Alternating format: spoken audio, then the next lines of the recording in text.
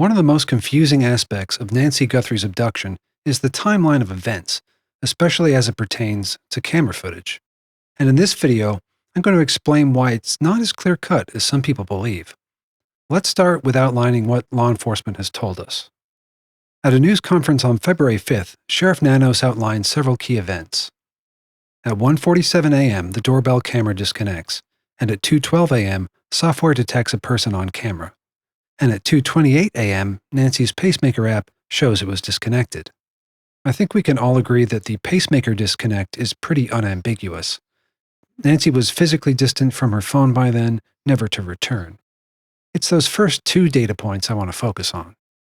But before I do that, we need to understand what the sheriff meant when he stated that the doorbell camera disconnected at 1:47, because that's the key to understanding what happened. Was it removed from the wall at that time? Or did it just lose Wi-Fi? Now keep in mind, Nancy's doorbell camera and the 3 Nest cams in the yard, and we'll get to those later, are battery powered. Okay, let's check out the Nest documentation. Cameras can disconnect for several reasons. For example, your camera might be unplugged, or perhaps your internet, router, or home power is out. Notice that it's talking about disconnection from the internet, not a physical disconnection. Since Nancy's cameras are battery models, they can't be directly unplugged. The internal battery has to be removed to turn them off. And here's how the user knows if there's a connection issue. You get a message or email saying that your camera is offline. The app says that your camera is offline. Your camera's status light is off, or your camera's video history has gaps. And here's what that notification looks like. So it seems likely that the disconnection reported by law enforcement at 1:47 a.m. is a Wi-Fi disconnection, not a physical disconnection. Of course, we know that the doorbell camera was eventually removed from the mount at some point, but the notification for that is different.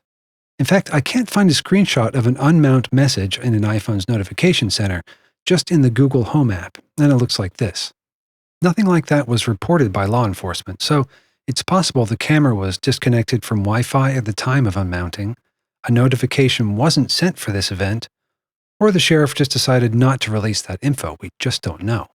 Now, you might be wondering if Sheriff Nanos meant to say the camera was unmounted at 1:47 a.m., not disconnected. That's a possibility, but I doubt it. Evidence points to the porch video being taken at 2:12 a.m., not 1:47. Here's why I'm saying that.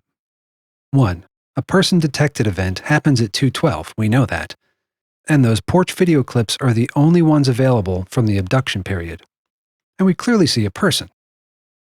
Law enforcement has stated that none of the yard cameras captured anyone or anything during that time period. Now it looks like the home app will tell you which camera specifically saw the person, and I don't know why they haven't released that information, and that's driven a lot of speculation. Okay, moving on to number 2. TMZ's Harvey Levin stated several times that an FBI source told him the clips are from 2:12.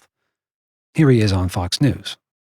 We now know from FBI sources that the video that they were able to get from Google showing this man at the doorstep of Nancy Guthrie, the one we've been seeing now for 2 days, that was actually retrieved at 2:12 in the morning. This is after the camera had been disabled, but we're told somehow they were able to get these images at and it was at 2:12.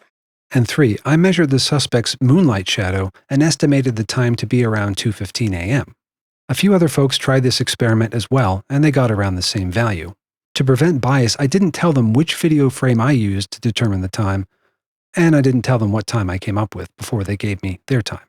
These 3 things together make me feel pretty confident that the porch video is from 2:12 a.m., not 1:47 a.m. But that doesn't really clear things up. In fact, it makes it a little bit more confusing. If the camera lost Wi-Fi at 1:47, how did it record the suspect at 2:12? And how did that footage reach Google at all? Well, let's go back to the documentation. If the camera is offline but still powered, it will internally record up to 1 hour of events. When reconnected, the clips are uploaded to Google. And here's something interesting. When a camera goes offline, it records for 8 minutes straight, then switches to event-based recording. The app will also send a push notification that the camera is back online. Now, for whatever reason, law enforcement made no mention of this happening, but it has to have happened, right? The camera must have reconnected. How else would the porch video have made it to Google? I think law enforcement must have a lot more information on the notifications and the disconnections of the camera and the phone. And they either knew that by February 5th and just didn't tell us, or it required a more in-depth forensic examination of Nancy's phone. But in absence of that information, can we, the public, piece it together? Well, let's try. Okay, so how does the doorbell disconnect, and just the doorbell camera apparently, without capturing a person unmounting it and removing the battery?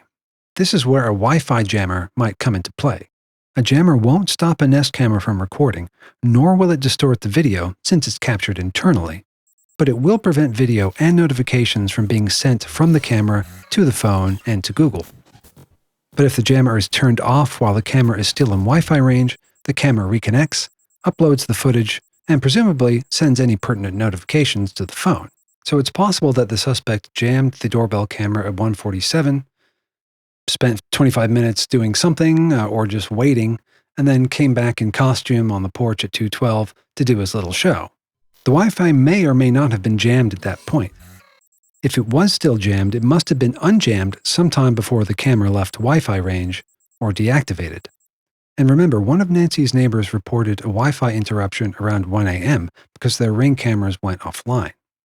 This may point to the suspect traversing the scrubland with a jammer between the two properties.